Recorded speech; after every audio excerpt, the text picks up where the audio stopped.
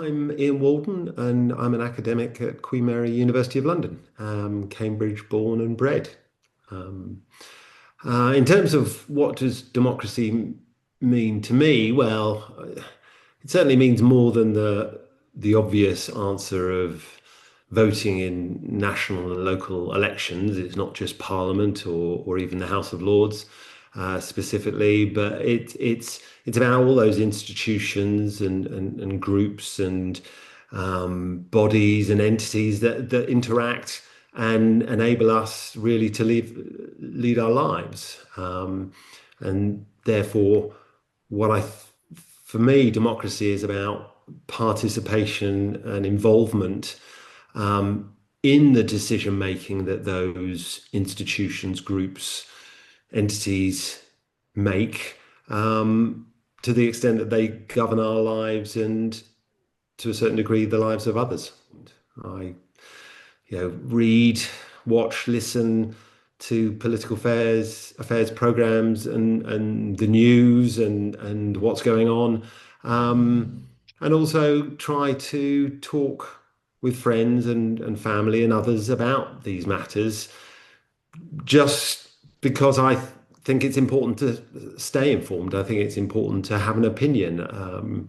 I think democracy is politics, and politics is a public matter, and we kind of have a duty as part of our role as citizens to participate.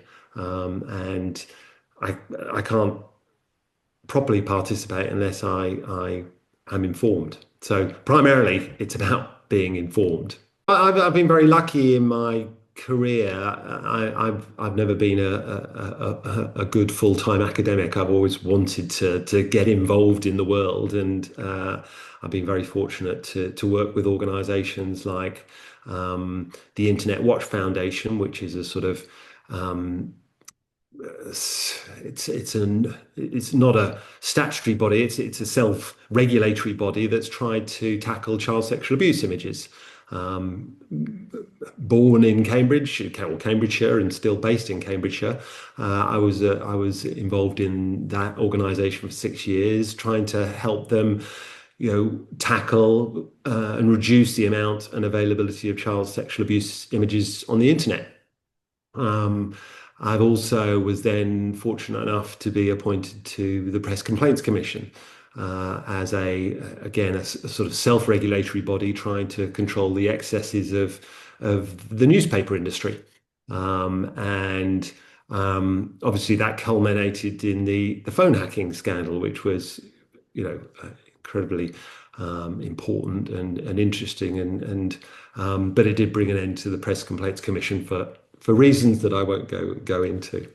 But I've always had, but part of this interest is 4 years ago, I actually started a course on public affairs advocacy at Queen Mary for our students, for our law students, because I think lawyers sometimes worry too much about the what of law, what does the law say? And really law is instrumental.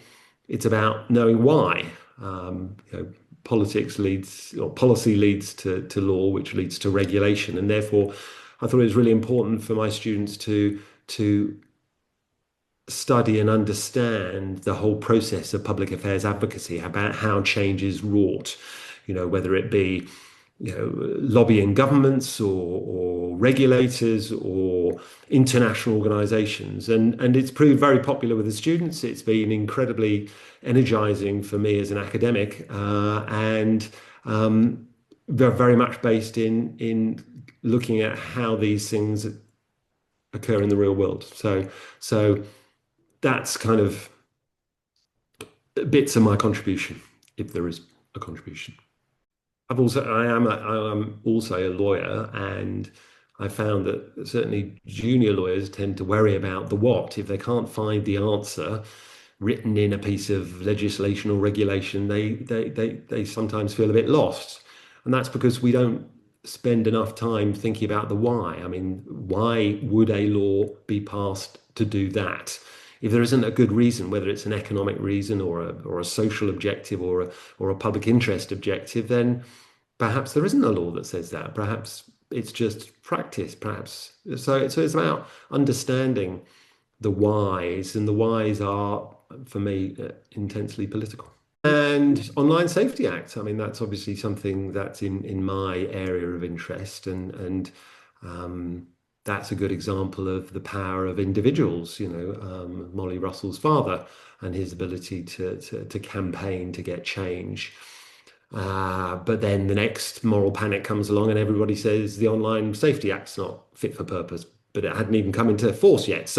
And we're starting to see it come into force. And then this week we see lots of people buying VPN software that enables you to get around age verification systems, and it's this constant interaction, this um, debate that we have a duty to be part of. I was hot-headed and passionate about certain things when I was sixth form at Hills Road, and then you went to university during the miners' strike, which is a completely different type of issue. And then you have kids, you grow up, you have responsibilities, your political opinions ebb and flow, and your involvement in organizations, your democratic contributions change, and that never stops, really. Wondering, how you can contribute. I suppose at heart, and this is possibly going also to a problem for democracy, is I'm just have always been fascinated and interested in the world, and a great desire to try and understand it, and as much as I can, because it's so vast and complex. But it's that interest and fascination that has always sort of underpinned my career, apart from anything else. I mean, one of the great luxuries of being an academic is you get to keep learning for the rest of your life, and you're required to, and you're paid to do that, and that is a great luxury. And also getting involved. I mean, getting involved in the Internet Watch Foundation and many of the other things I've done. To be honest, from a selfish perspective, that was also about learning. Um, because being in an organization, having to, make decisions, and having to abide by those decisions, and having to, disagree with people, and find ways through problems.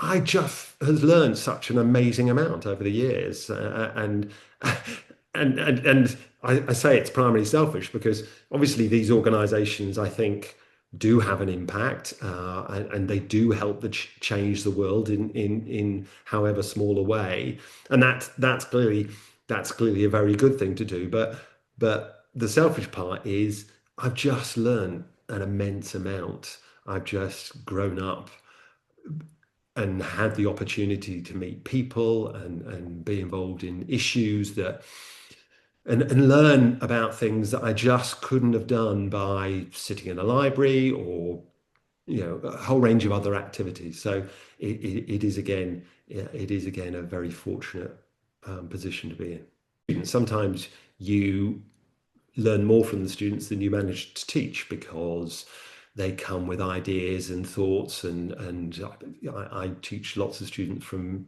all over the world, and so they come with hugely different experiences, and that's a great privilege to learn from them, and the organizations that I've been involved with. I've also learned as much as I've contributed, and that's a really lovely state of affairs. You just learn, and you change your views, and I think being open to changing your views is really critical for a democracy, because um, if you're not prepared to be open to listen to argument, then democracy does have a problem, basically. The vast complexity and independency of the modern world. Um, so our capability to comprehend it is really almost impossible, increasingly impossible, because of so much is happening, and there's so much detail going on. So on the one hand, something I said earlier on is about, to contribute, I need to be informed, but that is a really difficult task. And I'm fascinated and interested in it. For those that are only half interested or only vaguely interested, then it becomes impossible. But at the same time, we are that complexity and global nature of our world means that it's increasingly, it erodes our ability to self-determine. So the vote that we cast, the participation we um, uh, give to organizations, it's very hard to make change because we are dependent on others living in other countries, subject to other political systems. Trump is showing us how vulnerable we are to other nations and the vagaries and politics of those other nations, and that's frustrating for people. I mean, democracy feels like it's our ability to have a voice, and that voice is getting shouted down. So that's the first issue is the fault line is just the nature of the world is it makes it really difficult for democracies to be expressions of of both opinion and the ability to change based on debate. But the second and link to that is clearly the loss of trust we have in the media. As a channel through which we learn about the world, you know, all the evidence shows that certainly the younger generation have lost trust in the traditional media. I mean, I used to teach broadcasting and I used to teach media law, which was all about television and newspapers. And then I stopped teaching it because I realized that none of the students sitting in front of me read newspapers or watched television. Um, so, so we teach something else instead, but it was just you have to kind of rethink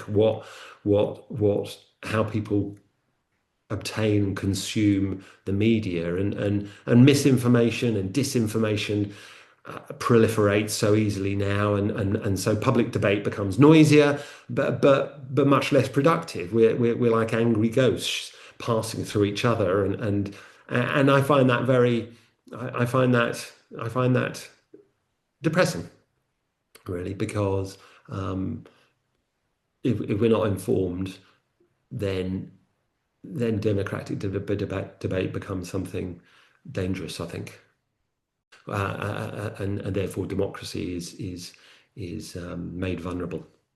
We hear in the debate about echo chambers. The companies give us the news that they think we want to hear, but an AI clearly is going to make that worse, and uh, that is a real challenge as the world has become so complicated and interdependent. Understanding if everything was true was difficult. Now we don't even know what's true, or increasingly don't know what's true. Yeah, I've got two sons, and we talk politics all the time. And that when I talk to my sons about politics, I feel inspired and energized and full of desire to get involved. But then I don't think that's the norm. I don't think they're probably political because their parents were political. But that is difficult. Hope is important because the alternative is despair, and that's not.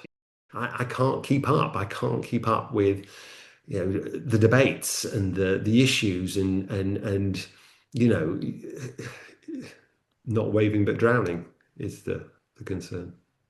10 years ago, or even, well, certainly 40 years ago, but even 10 years ago, I mean, I've always championed local democratic institutions. I've always thought, local good democracy was really important, and I've always bemoaned the denigration of it by both left and right. Both Labour and Conservatives have bashed local authorities, and that's kind of got into the public discourse. People dismiss local authorities, and that's so wrong. They have done and still do so many important things, and they are local, and therefore they are accessible in a way that the national political institutions aren't. But going back to my previous point, I am concerned that their impact on our lives is becoming ever narrower. Partly because they've got less money, they've got less resource, and they're dismissed by national politicians, I think, too easily. But also the scale of the problems that we face, climate change being the most obvious ones, is these things aren't going to be resolved by local authorities, and therefore. I don't know the answer. I mean, the easy answer, probably from my perspective, would be a more engaged public. Um, People have got to find politics more interesting. They've got to trust politicians more. So politicians have to behave better. They have to be less self-serving and self-centered.